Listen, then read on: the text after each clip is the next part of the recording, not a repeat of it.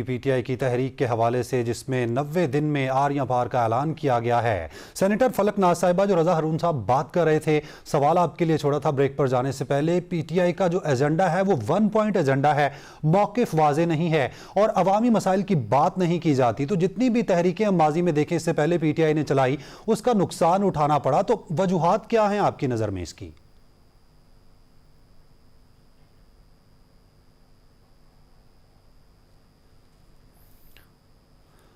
Senator Falaknaz साहिबा से राब्ता बहाल करने की कोशिश करेंगे। निहाल हाशमी साहब, जिस तरह वज़ीर आला केपी अली अमीन गंडापुर ने जो बात की थी मुज़ाकरात की, क्या अब मुज़ाकरात की तरफ जाएगी पाकिस्तान तहरीक इंसाफ? क्योंकि हमने देखा कि इससे कबल वज़ीर आज़म भी 12 ऑफर्स कर चुके हैं पीटीआई को मुज़ाकरात की।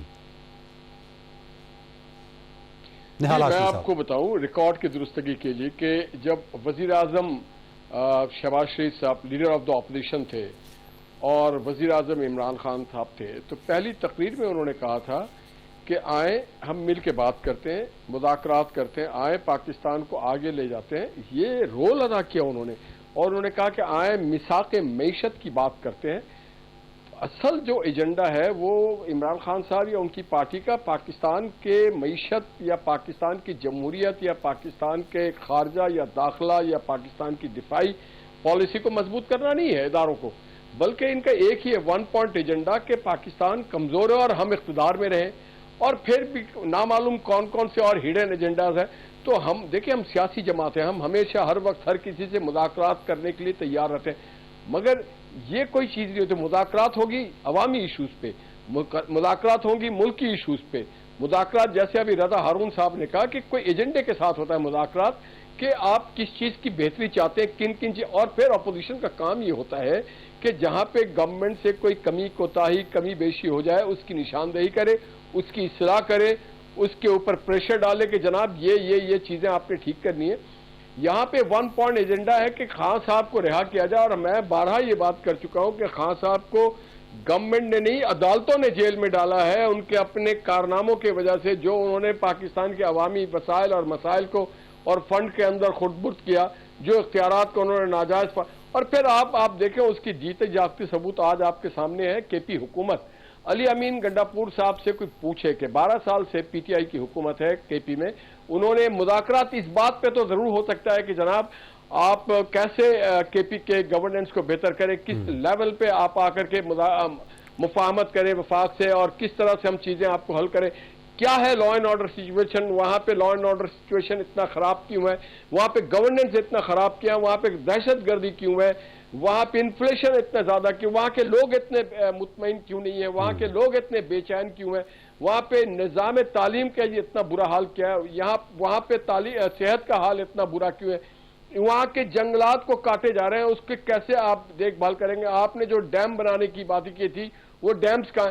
तो ये, और अगर आपने सीखना है तो फिर आए, आप पंजाब में आए, पंजाब की सीएम मरियम नवाज से आप आकर के आप अपना कोई एक शॉर्ट कोर्स कर लें या क्रश प्रोग्राम कर लें, ताकि आप सीखें कि हाउ टू गवर्न, किस तरह से लोगों को डिलीवर किया जाता है, किस तरह से वसाइल को सही इस्तेमाल किया जाता है अवामुन नास के लिए, अपने सूबे की बेहतरी के लिए।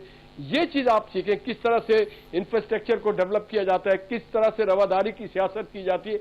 आप हर वक्त गाली और गोली की सियासत करना चाहते हैं। पाकिस्तान के अवाम गाली और गोली की सियासत से बहुत दूर हो चुके हैं, वो अब इसे पसंद नहीं करते हैं। आप ये बताएं कि आपके पास एजेंडे में क्या है। आप वोट इसलिए लेते हैं कि किसी सूबे या किसी मुल्क की हालात को बेहतर करेंगे, उसकी माशी एजेंडे को बेहतर करेंगे। आपके एजेंडे में इस तरह की कोई चीज नहीं। 1.1 मैन एजेंडा है और पाकिस्तान का एजेंडा अलग है, इमरान खान का एजेंडा अलग है, पाकिस्तान के 24-25 करोड़ लोगों का एजेंडा और है, और इमरान खान का agenda 1 point agenda 1 man show है। तो जमहूरियत में 1 मैन शो तो होता ही नहीं है, और फिर उन्हें खुद सोचना पड़ेगा, खुद तय करना पड़ेगा। देखिए, माजी में उन्होंने बिजली के बिल जला दिए, उन्होंने IMF को रद्द कर दिया। आज जो हमारे बिजली के बिल बढ़ गई उनके नाकामी और गलत पॉलिसियों की वजह से। आपने पूरे रीजन में अपने खारजा जो हमारा पॉलिसी था, हमारा कोई दोस्त नहीं था, आज अल्हम्दुलिल्लाह हमारे पास एक हमारा बहुत स्ट्रांग फॉरेन पॉलिसी बन चुका है। आज पूरी दुनिया हमें रिकॉग्नाइज कर रही है, आज लोग इन्वेस्टमेंट करने के लिए पाकिस्तान में आ रहे हैं, आज लोग पाकिस्तान को एक सेफ कंट्री समझ रहे हैं। आपका एजेंडा क्या था? आपने अपने दौर में जब हुकूमत की थी तो आपने अपने अपोजिशन से भी लड़ाई कर ली थी, अवाम से भी लड़ाई कर ली थी, आपने खारजा को भी, अपने पड़ोस को भी खराब किया हुआ था। तो आपके पास you have failed to deliver anything. तो आपका वन पॉइंट एजेंडा है कि आप एक बादशाह बनकर के हुकूमत करना चाहते हैं। जमहूरी मुल्क में ऐसा नहीं हो सकता है। बिल्कुल ठीक बात करें निहाल साहब। रजा हारून साहब, आप क्या समझते हैं, पीटीआई को एक तो अंदरूनी इख्तलाफात का शिकार है पीटीआई, और उसके बाद तहरीकों का इस तरह से ऐलान करना बजाय इसके मुज़ाकरात की तरफ कितना आना जरूरी है पीटीआई के लिए? देखें भाई, मुज़ाकरात के हवाले से हालांकि इसमें कोई शक नहीं कि एक पॉपुलर जमात है, पॉपुलर मैंडेट भी इंजॉय करती है, मास सपोर्ट भी है लोगों में, लेकिन प्रॉब्लम लीडरशिप में है ना। देखें, अगर आप मुज़ाकरात की बात करें, हुकूमत से तो एक तरफ है ना मुज़ाकरात, चलो भाई हुकूमत से तो आपकी कोई कोई पुरानी दुश्मनी चली आ रही है कि वो कर, लेकिन देखें जिन अपोजिशन पार्टीज के साथ ये बैठे, पहले बैठे कि इत्तेहाद इन्होंने बनाया है, वो आइन है क्या, आइन बहाली तहफ़्फ़ुज़ कुछ मूवमेंट थी ना इनकी, जिसमें अचकज़ई साहब को उन्होंने इंचार्ज बनाया था और शाहिद खान अब्बासी साहब भी उसमें सेक्रेटरी बने थे। कहाँ गई वो मुज़ाकरात, उसको सबको साथ लेके चलना, नहीं चल सके उसके साथ। फिर उन्होंने मुज़ाकरात बनाए, कोशिश की 26वीं यानी तरमीम के वक्त एक अपोजिशन अलायंस बनाने की कोशिश की। फजल रहमान साहब के पास भी ये गए, उनके साथ भी बैठे, उनसे ही बातचीत की। अब ये तो अपोजिशन की पार्टीज थी ना, जिनका के कम अज कम एजेंडा आइन के हवाले से, आइन की बहाली के हवाले से, अवामी हकूक के हवाले से, अवामी इशूज के हवाले से था। वहां भी ये नहीं बैठ सके, उधर भी लड़ाई झगड़ा हो गया, वहां से भी जो है वो कट ऑफ हो गए। तो इससे साबित ये होता है कि ये मसला इनका हुकूमत के साथ नहीं है, ये मसला इनका आइसोलेशन में चलने का है। ये मसला इनके जहाँ जो फुकदान है सियासी तौर पे समझबूझ का और मैनेजमेंट का, कि कम अज कम अपोजिशन की सियासी जमातों को मिनिमम एजेंडा के ऊपर ये एक जगह रख सकते, बीइंग दी लार्जेस्ट अपोजिशन पार्टी, वो भी नहीं कर सकते। सो मच सो कि आज हामिद रजा साहब इनके साथ नजर नहीं आते हैं, वो भी इनके साथ नहीं खड़े हुए, इनके साथ अजहर साहब हर जगह नजर नहीं आते। तो ये एक इस पार्टी का कल्चर जो है ना, वो किसी दूसरी पार्टी लीडर को एक्सेप्ट करना, किसी दूसरी पार्टी के साथ मिलकर कोई मूवमेंट बनाना, ये इनके यहाँ मेरे ख्याल में इसका रिवाज नहीं है, इसकी प्रैक्टिस नहीं है, इसकी तरबियत नहीं है। दूसरी बात, जो इनके पास इस तरह के लोग थे माजी में, जो जो इस कामों में सियासी समझबूझ रखते थे, एक्सपीरियंस थे, मुख्तलिफ अदवार देख चुके थे, मुख्तलिफ सियासी जमातों से आए थे और एक्सपीरियंस थे। शाह महमूद कुरैशी साहब हैं, वो इनएक्टिव में नहीं है।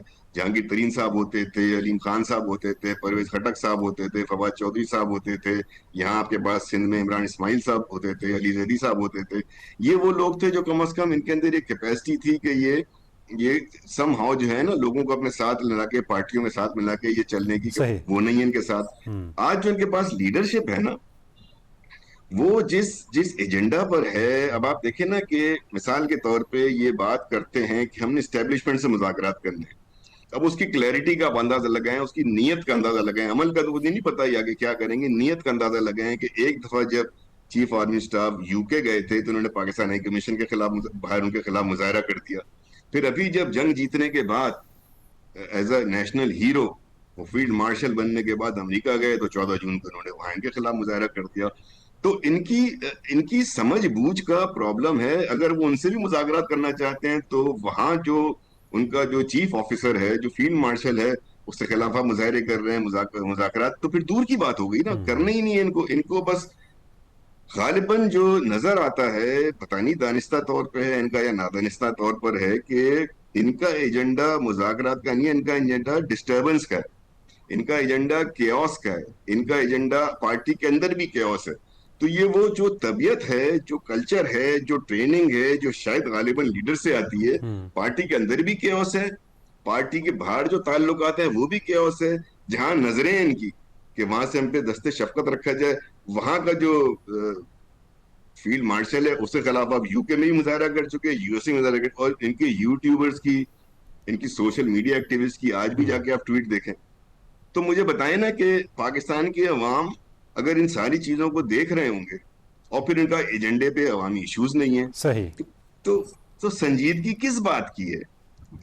कहां से सियासी अंदाज आपको नजर आता है? ठीक है रजा हारून साहब, पॉइंट आपका आ गया। सियासतदानों का मिलकर बात करना और मुज़ाकरात से मसाइल का हल निकालना कितना जरूरी है, सेनेटर फलक नाज साहिबा की राय लेंगे इस ब्रेक के बाद।